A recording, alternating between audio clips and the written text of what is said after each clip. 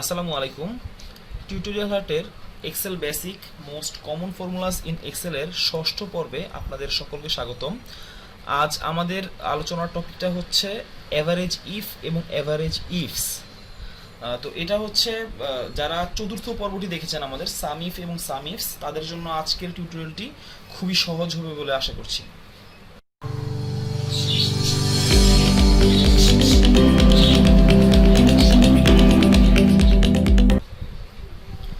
তো চলুন টিউটোরিয়ালটি শুরু করা যাক। আমি প্রথমেই একটু রিক্যাপ করে নেই যে আমাদের এটা হচ্ছে লেসনের লিস্ট। এখন পর্যন্ত আমাদের 5টা লেসন পাবলিশ হয়ে গিয়েছে, 6 নম্বর লেসন আজকে। আমাদের আজকের লেসন হচ্ছে এভারেজ ইফ এবং এভারেজ ইফস নিয়ে।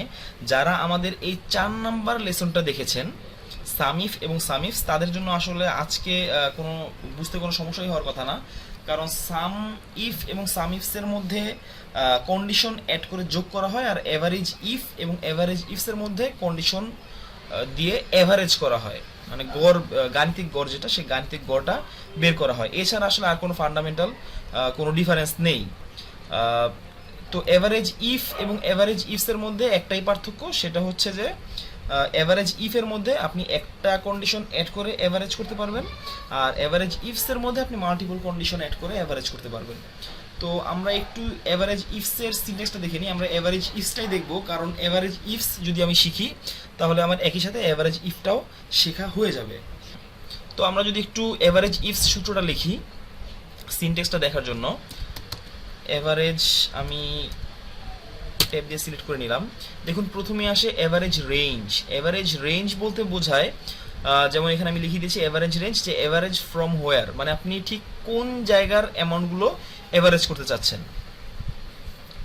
আর তারপর হচ্ছে ক্রাইটেরিয়া রেঞ্জ। ক্রাইটেরিয়া রেঞ্জ বলতে বোঝাচ্ছে আপনি আপনি যে কন্ডিশনগুলো দিবেন সেই কন্ডিশনগুলো আসলে ঠিক কোথায় আছে, কন্ডিশনের যে লিস্ট সেটা, মানে কন্ডিশনগুলো কোথায় আছে এইটা দিবেন ক্রাইটেরিয়া রেঞ্জের মধ্যে। আর ক্রাইটেরিয়া বলতে হচ্ছে আপনার কন্ডিশনটা কি, আপনি কোন কন্ডিশনে এভারেজ করতে চাচ্ছেন। তো এটা আসলে জাস্ট খালি সিনট্যাক্স বোঝানোর জন্য বললাম। আমরা যদি একটু প্র্যাকটিক্যালি করি তাহলে সবচেয়ে বেটার হয়। এখানে এভারেজের যে ঘরটা আছে এটা আমি করলাম না, আমি এভারেজ ইফসে সরাসরি চলে গেলাম। এভারেজ ইফটা আমরা পরবর্তীতে দেখিয়ে দিব। এভারেজ ইফসের মধ্যে প্রথমে আমরা একটা কন্ডিশন অ্যাড করে দেখব, তারপর আমরা মাল্টিপল কন্ডিশন অ্যাড করে দেখব, তাহলে বেটার হবে। তো আমরা দেখতে যাচ্ছি ফেব্রুয়ারি মাসে আমাদের টোটাল যে প্রাইস অ্যামাউন্ট ছিল, টোটাল প্রাইস অ্যামাউন্টের এভারেজ কত। তো এটা যদি আমরা একটা কন্ডিশন দিয়ে দিতে চাই তাহলে আসলে এভারেজ ইফসের মধ্যে একটা কন্ডিশন দিয়ে আমরা করে দিতে পারবো। আমি লিখলাম এভারেজ ইফস, দিয়ে দিব এভারেজ রেঞ্জ। এভারেজ রেঞ্জ বলতে বোঝায় আপনি যে আপনার যে অ্যামাউন্টগুলো আছে, যেই সব অ্যামাউন্টের আপনি এভারেজ করতে চাচ্ছেন বা যেই সব নাম্বারের আপনি এভারেজ করতে চাচ্ছেন সেই জায়গাটা দেখিয়ে দেয়া। তো আমি এই যে আমাদের প্রাইস যে কলামটা আছে, প্রাইস কলামের প্রথম কলামে ধরে কন্ট্রোল শিফট ডাউন অ্যারো দিয়ে টোটাল রেঞ্জটাকেই সিলেক্ট করে দিলাম। তারপর আমি দিলাম কমা, কমা দিয়ে এখন দেখুন এখন চলে এসেছে ক্রাইটেরিয়া রেঞ্জ 1। যেহেতু আমি এভারেজ ইফস দিয়েছি তাই ক্রাইটেরিয়া রেঞ্জ 1, তারপর ক্রাইটেরিয়া রেঞ্জ 2, এভাবে আস্তে আস্তে আসতে থাকবে। তো ক্রাইটেরিয়া রেঞ্জ 1 বলতে বোঝাচ্ছে আমি যেই ক্রাইটেরিয়াতে এভারেজ করতে চাচ্ছি, যেমন আমি এই ফেব্রুয়ারি মাসের ক্রাইটেরিয়া দিয়ে এভারেজ করতে চাচ্ছি, তো এই ক্রাইটেরিয়া রেঞ্জটা কোথায়, মানে কোন জায়গায় এই ক্রাইটেরিয়াগুলো আছে, তো সেটা আমি দেখিয়ে দিচ্ছি। আমার এই ক্রাইটেরিয়াগুলো আছে মান্থ নেমের কলামে। আমি এখানে প্রথম সেলটা সিলেক্ট করে কন্ট্রোল শিফট ডাউন দিয়ে টোটাল কলামটা সিলেক্ট করে নিলাম। তারপর কমা দিয়ে এখন হচ্ছে আমাকে অ্যাড করতে হবে ক্রাইটেরিয়াটা। ক্রাইটেরিয়াটা হচ্ছে ফেব্রুয়ারি মাস। এই মান্থের মধ্যে ফেব্রুয়ারি, এই মান্থ নেমের মধ্যে যতগুলো ফেব্রুয়ারি মাস আছে সেই ফেব্রুয়ারি মাসের টোটাল সেলিং অ্যামাউন্টের এভারেজটা আমরা বের করতে যাচ্ছি। তো আমি এখানে ফর্মুলাটা লিখে ব্র্যাকেট ক্লোজ করে এন্টার দিলাম। দেখুন এখানে আমাদের চলে এসেছে 33,145 দশমিক দিয়ে আরও কিছু সংখ্যা আছে। তার মানে হচ্ছে ফেব্রুয়ারি মাসে আমাদের সেল, যে টোটাল যে সেল হয়েছিল, টোটাল সেলের এভারেজ হচ্ছে 33,145 টাকা। তার মানে আমরা এভারেজে 33,145 টাকাতে আমরা সেল করেছি। এটা হচ্ছে এভারেজ ইফস এর একটা ক্রাইটেরিয়া। তো আমরা এভারেজ ইফের মধ্যে বেসিক্যালি একটা ক্রাইটেরিয়া অ্যাড করে করতে পারি, আর এভারেজ ইফসের মধ্যে আমরা মাল্টিপল ক্রাইটেরিয়া অ্যাড করতে পারি। তো আমি এখানে একটা ক্রাইটেরিয়া অ্যাড করে কীভাবে করলো সেটা দেখিয়ে দিলাম। এখন আমি যদি আবার আরেকটা ক্রাইটেরিয়া বা মাল্টিপল ক্রাইটেরিয়া করতে চাই, যেমন ফেব্রুয়ারি মাসে আমাদের সেলস পারসন গালিব, ওনার এভারেজ সেল ভ্যালু কত, আমরা এটা দেখতে চাচ্ছি। তো সেক্ষেত্রে আমরা সূত্রটা একটু নতুন করে লিখে নেই। আমি লিখলাম এভারেজ ইফস তারপরে আমাদের চলে এসেছে এভারেজ রেঞ্জ, আমাদেরকে এভারেজ রেঞ্জ দেখাতে হবে। আমরা এভারেজ রেঞ্জের প্রথম কলামটা প্রথম রোটা সিলেক্ট করে, প্রাইসের প্রথম রোটা সিলেক্ট করে কন্ট্রোল শিফট ডাউন দিয়ে শেষ পর্যন্ত চলে গেলাম। তারপর কমা দিলাম, কমা দেওয়ার পর চলে আসলো ক্রাইটেরিয়া রেঞ্জ 1। আমাদের যে ক্রাইটেরিয়াটা আছে, প্রথমে আছে আমাদের ক্রাইটেরিয়া হচ্ছে ফেব্রুয়ারি মাস। এখানে আপনাদের অবশ্যই একটা জিনিস খেয়াল রাখবেন, আমাদের কন্ডিশন কিন্তু দুইটা, একটা হচ্ছে ফেব্রুয়ারি মাস আর একটা হচ্ছে সেলস পারসন, মানে একটা হচ্ছে মান্থ নেম, একটা হচ্ছে সেলস পারসন। তো আমরা চাইলে কিন্তু সেলস পারসনটা আগে দেখিয়ে দিতে পারি। আমাদের কন্ডিশন এখানে যেভাবে আছে ঠিক এভাবেই দিতে হবে তা কিন্তু না। আমাদের কন্ডিশন কিন্তু আমরা চাইলে আমরা প্রথমে সেলস পারসনের যে ক্রাইটেরিয়া রেঞ্জ সেটা দেখিয়ে সেলস পারসনকে দেখিয়ে দিতে পারি, তারপর মান্থের ক্রাইটেরিয়া রেঞ্জ দেখিয়ে মান্থের নাম দিতে পারি। তো আমরা এই সূত্রটা একটু অন্যভাবে লিখবো, আমরা সেল রেফারেন্স না লিখে সরাসরি ভিতরে লিখে দিব। তো ক্রাইটেরিয়া রেঞ্জ আমরা প্রথমে আসতে চাচ্ছি সেলস পারসনের ক্রাইটেরিয়াটা অ্যাড করব। তো আমরা প্রথম সেলস পারসনগুলো আছে এই সেলস পারসন কলামে আমি প্রথম কলাম সিলেক্ট করে কন্ট্রোল শিফট ডাউন দিয়ে নিচ পর্যন্ত চলে গেলাম। তারপর এখন আমি দিব ক্রাইটেরিয়াটা দেখুন আমাদের এখানে সেলস আপনার সেল রেঞ্জ হিসেবে আছে। আমি সেলের মধ্যে যেই লেখাটা আছে এটা সেলের মধ্যে না লিখে আমি সরাসরি সূত্রের মধ্যেই লিখে দিব। তো আমি সূত্রের মধ্যে যে কোনো যদি আমরা কন্ডিশন অ্যাড করতে চাই, আপনারা জানেন যে কোনো কন্ডিশন অ্যাড করতে গেলে কিন্তু আমাদেরকে ইনভার্টেড কমা ইউজ করতে হবে। যদি আমরা নিউমেরিক কোনো কন্ডিশন অ্যাড করি সেক্ষেত্রে আমাদের কোনো ইনভার্টেড কমা দিতে হবে না, সরাসরি আমরা লিখতে পারবো। কিন্তু আমরা যদি কোনো টেক্সট বা স্পেশাল ক্যারেক্টারের যদি কোনো কন্ডিশন অ্যাড করতে চাই বা ক্রাইটেরিয়া অ্যাড করতে চাই, সেক্ষেত্রে কিন্তু আমাদেরকে ইনভার্টেড কমা এর ভিতরে সেই ক্রাইটেরিয়াটা লিখে দিতে হবে।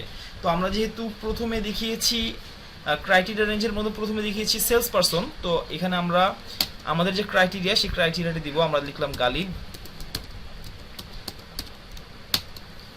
তারপর আমরা কমা দিলাম, কমা দিয়ে ক্রাইটেরিয়া রেঞ্জ 2, ক্রাইটেরিয়া রেঞ্জ 2 এর মধ্যে আমরা আসলে খুঁজবো মান্থের নেম। তো আমরা মান্থের নেম যেখানে আছে এই মান্থের নেম প্রথম রোটা সিলেক্ট করে কন্ট্রোল শিফট ডাউন দিয়ে নিচ পর্যন্ত চলে গেলাম। তারপরে এই মান্থের নেমটা কিন্তু আমি আসলে লিখে দিব না, মান্থের নেমটা আমি দিব সরাসরি সেল রেফারেন্স হিসেবে। এটা আসলে আপনাদের উদাহরণের জন্য যে আমাদের সেল রেফারেন্স যখন আমরা দিব তখন কিন্তু আমাদের কোনো ইনভার্টেড কমা থাকবে না। সেল রেফারেন্সের মধ্যে সরাসরি যে সেলের যে অ্যাড্রেসটা, যেমন এই যে এই ফেব্রুয়ারি 2 এই সেলের অ্যাড্রেসটা হচ্ছে I12, এই I12টা থাকবে। আর আমরা যদি হাতে লিখে কোনো কন্ডিশন বা ক্রাইটেরিয়া অ্যাড করে দিতে চাই সেক্ষেত্রে কিন্তু আমাদেরকে অবশ্যই যদি নিউমেরিক না হয় তাহলে ইনভার্টেড কমায়ের ভিতরে দিয়ে দিতে হবে। তো আমি এখানে ব্র্যাকেটটা ক্লোজ করে এন্টার দিলাম। দেখুন আমাদের চলে এসেছে 24,999। 24,999 টাকা হচ্ছে ফেব্রুয়ারি মাসে গালিবের আপনার এভারেজ সেল অ্যামাউন্ট, এটা হচ্ছে এভারেজ। তো আমরা এখানে একটু জিনিস আপনারা খেয়াল করবেন যে আমি যে এখানে গালিব দিয়েছি, তো আমি যদি এখন আসলে বাবুয়ের সেলস অ্যামাউন্ট বাবুয়ের এভারেজ সেলস অ্যামাউন্ট যদি দেখতে চাই তাহলে আমাকে সূত্রের ভিতরে কিন্তু লিখে দিতে হবে। সূত্রের ভিতরে আপনার এডিট করে দিতে হবে, নামটা চেঞ্জ করে আমি এখানে যদি এন্টার দিয়ে দিই তাহলে দেখুন যে আমাদের এখানকার ফিগারও চেঞ্জ হয়ে গেছে। বাবুয়ের ফেব্রুয়ারি মাসের এভারেজ সেলস অ্যামাউন্ট হচ্ছে 20,999 টাকা। তো এই জন্য আমি আপনাদের সকলকেই বলি যে আমরা যখন কন্ডিশন অ্যাড করব সেটা যদি কোনো সেলের মধ্যে থাকে, যেমন ফেব্রুয়ারি মাস, আমি যদি ফেব্রুয়ারির জায়গায় মার্চ দিতে চাই তাহলে কিন্তু আমাকে এই সূত্রের মধ্যে এডিট করতে হবে না, কারণ আমি কিন্তু ফেব্রুয়ারি মাসটা যেখানে সেটার সেল রেঞ্জটা দেখিয়ে দিয়েছি। তো আমি যদি এখানে ফেব্রুয়ারির বদলে মার্চ সিলেক্ট করে দেই, সিলেক্ট করে দিলেই কিন্তু সরাসরি আপনার সেই অ্যামাউন্টটা চলে আসে। তো এই জন্য আমরা সবসময় নিরুৎসাহিত করি যে আপনার কোনো ফর্মুলার ভিতরে আপনারা কোনো টেক্সট বা যেই কন্ডিশনটাই দেন বা যেই ক্রাইটেরিয়াটি দেন এটা আসলে সূত্রের ভিতরে না দিয়ে কোনো সেলের রেফারেন্স হিসেবে দিয়ে দিবেন, তাহলে সেখানে আপনি ড্রপ ডাউন অ্যাড করে সহজেই আপনার এই সূত্রটিকে ডাইনামিক করে ফেলতে পারবেন। তো আমরা এই বাবু লেখাটা বাদ দিলাম, ডিলিট চাপলাম, ডিলিট চেপে বাবুর যেই কন্ডিশনটা যেখানে আছে মানে সেলস পার্সোনাল যে কন্ডিশনটা যেখানে আছে এই গালিব যে সেলটাতে আছে এই সেলটা আমরা দেখিয়ে দিলাম। এই সেলটা দেখিয়ে দেওয়ার কারণে এখন আমাদের যদি এন্টার দেই তাহলে কিন্তু আমাদের এই সূত্রটা ডাইনামিক হয়ে গেল। এখন যদি আমি এখানে বাবুকে সিলেক্ট করতে চাই, এই যে বাবুকে সিলেক্ট করলাম, দেখুন আমাদের ফেব্রুয়ারি মাসের বাবুর সেই আগের অ্যামাউন্টটাই কিন্তু চলে এসেছে। তো আমরা সেকেন্ড আরেকটা উদাহরণ দেখি। আমরা এই দুটো উদাহরণ আপনাদের জন্য রেখে দিলাম, আমরা আসলে ফোর্থ যেই উদাহরণটা আছে এটা দেখব। এখানে আছে এভারেজ ইফসের মধ্যে আমাদের দেখব যে স্যামসাংয়ের যে সেট আছে সেই স্যামসাংয়ের সেটের 35,000 টাকার নিচের যে বাজেটের যতগুলো সেট বিক্রি হয়েছে তাদের এভারেজ অ্যামাউন্টটা কত এটা আমরা দেখতে চাচ্ছি। তো এটা যদি আমরা দেখি, আপনারা একটু দেখুন, লিখলাম আমি এভারেজ ইফস লিখে প্রথমে দিলাম আমি এভারেজ রেঞ্জ। প্রথমে এভারেজ রেঞ্জ যেখানে প্রাইসটা আছে সেটা প্রথম কলামটা, প্রথম রোটা ধরে কন্ট্রোল শিফট ডাউন দিয়ে টোটাল কলামটা সিলেক্ট করে নিলাম, কমা দিলাম। তারপর আমরা প্রথম ক্রাইটেরিয়াটা দিব হচ্ছে সেটের দিব, স্যামসাং সেটের প্রথম ক্রাইটেরিয়া অ্যাড করলে স্যামসাং সেটের ক্রাইটেরিয়াগুলো আছে হচ্ছে ব্র্যান্ড নেমের কলামে। ব্র্যান্ড নেমের প্রথম রোটা সিলেক্ট করে কন্ট্রোল শিফট ডাউন দিয়ে টোটাল কলামটা সিলেক্ট করে দিলাম, কমা দিলাম। তারপর আমি এখন দেখিয়ে দিব স্যামসাং সেটটা যেই কলামে যেই রোতে আছে সেই রোটা দেখিয়ে দিলাম। এখন আমার সেকেন্ড ক্রাইটেরিয়া দিতে হবে, ক্রাইটেরিয়া রেঞ্জ 2 এর মধ্যে কিন্তু আমরা আসলে প্রাইসটাই দেখতে চাচ্ছি। তাই ক্রাইটেরিয়া রেঞ্জ 2 কিন্তু সেই এভারেজ রেঞ্জ যেটা ছিল এই অ্যামাউন্টটা, ঠিক ক্রাইটেরিয়া রেঞ্জ 2 কিন্তু সেই অ্যামাউন্টটাই হবে, কারণ আমি এই অ্যামাউন্টের মধ্যে আসলে কন্ডিশনটা দিব, যেহেতু আমি টাকার অ্যামাউন্টে রেঞ্জটা দিতে যাচ্ছি। তো আমি এখানে সেইটা প্রথম সেটটা ধরলাম, প্রথম সেটটা ধরে কন্ট্রোল শিফট ডাউন অ্যারো দিয়ে টোটাল রেঞ্জটা দেখিয়ে দিলাম, ক্রাইটেরিয়া রেঞ্জ 2 দেখিয়ে দিলাম। এখন হচ্ছে আমার ক্রাইটেরিয়া 2, এই জিনিসটা আপনারা একটু খেয়াল করে দেখবেন। আমি দেখতে চাই 35,000 টাকা এর নিচে কতগুলো, মানে যতগুলো সেট সেল হয়েছে তাদের এভারেজ কত স্যামসাং ব্র্যান্ডের। তো আমি এখানে আসলে সেল রেফারেন্স না দিয়ে আপনাদেরকে হাতে লিখে দিব, হাতে লিখে তারপরে আমি সেল রেফারেন্স দেখে আলাদা করে দেখিয়ে দিব যাতে আপনারা ডিফারেন্সটা বুঝতে পারেন। তো এখানে কিন্তু আমাদের প্রথমে লিখতে হবে হচ্ছে, এখানে আমাদের প্রথমে লিখতে হবে যে লেস দেন অর ইকুয়ালস, বা সরাসরি লেস দেন 35,000 টাকা। তো এটা আমরা আসলে এক্সেলকে কীভাবে বোঝাবো, আমি প্রথমেই আপনাদেরকে আগে বলেছিলাম যে আমরা যখন কোনো টেক্সট বা কোনো স্পেশাল ক্যারেক্টারের যদি কোনো ক্রাইটেরিয়া অ্যাড করি সেক্ষেত্রে আমাদেরকে অবশ্যই ইনভার্টেড কমা এর ভিতরে দিতে হবে। আর যদি আমরা নাম্বার হিসেবে যদি কোনো কন্ডিশন অ্যাড করি সেক্ষেত্রে কিন্তু আমাদেরকে ইনভার্টেড কমা দিতে হবে না, ইনভার্টেড কমার বাইরে দিতে হবে। তো এখানে যেহেতু আমরা লিখবো যে লেস দেন 35,000 টাকা, তাই আমাদেরকে প্রথমে ইনভার্টেড কমা দিয়ে লেস দেন দিয়ে তারপর ইনভার্টেড কমাটা ক্লোজ করে দিতে হবে এবং তারপর আমাদেরকে এন্ড দিয়ে 35,000 লিখে দিতে হবে।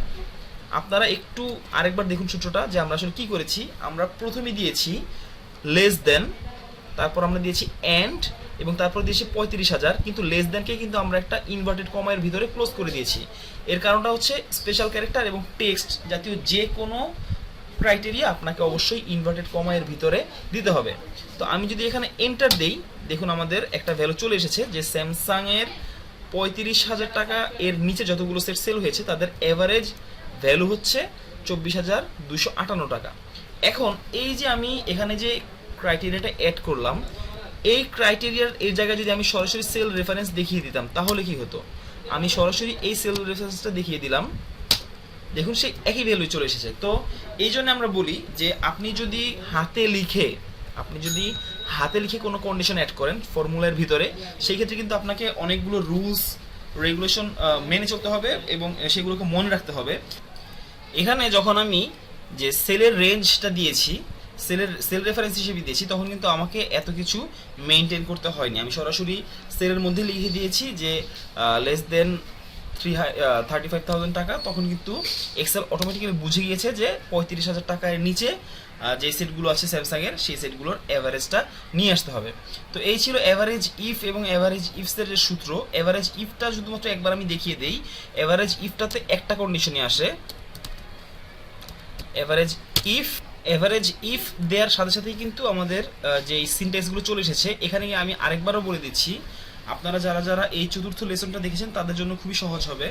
আমরা দেখেছিলাম যে সাম ইফ এবং সাম ইফসের সিনট্যাক্স একই কিন্তু অর্ডার আলাদা। ঠিক অ্যাভারেজ ইফের ক্ষেত্রেও কিন্তু সিনট্যাক্স একই, অর্ডারটা হচ্ছে আলাদা। যেমন অ্যাভারেজ ইফসে আমাদের অ্যাভারেজ রেঞ্জ ছিল প্রথমে, আর অ্যাভারেজ ইফের মধ্যে অ্যাভারেজ রেঞ্জটা চলে গিয়েছে সবার শেষে।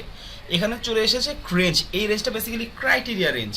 তো এই রেঞ্জ বলতে যেটা ক্রাইটেরিয়া রেঞ্জ, সেই ক্রাইটেরিয়া রেঞ্জটা যেহেতু আমরা মাসের নাম দিয়ে করব, মাসের নাম আমাদের আছে মান্থ নেম নামক কলামে। আমরা মান্থ নেমের প্রথম রোটা ধরে কন্ট্রোল শিফট ডাউন দিয়ে নিচে চলে গেলাম, কমা দিলাম। তারপরে হচ্ছে আমরা দিব ক্রাইটেরিয়া। এখানে দেখুন যে ক্রাইটেরিয়া চাচ্ছে, এখন আমরা ক্রাইটেরিয়াটা অ্যাড করে দিলাম মান্থের নেম। এখন হচ্ছে সবার শেষে আসবে এভারেজ রেঞ্জ, যেটা হচ্ছে আমাদের প্রথমে ছিল এভারেজ ইফসের বেলায়, এটা চলে এসেছে সবার শেষে। তো আমরা প্রথম রোটা ধরে কন্ট্রোল শিফট ডাউন অ্যারো দিয়ে টোটালটা সিলেক্ট করে ব্র্যাকেটটা ক্লোজ করে এন্টার দিলাম। দেখুন এখানে এভারেজ ইফটাও চলে এসেছে শুধুমাত্র জানুয়ারি মাসের যে আপনার এভারেজ সেল সেটার অ্যামাউন্টটা চলে এসেছে।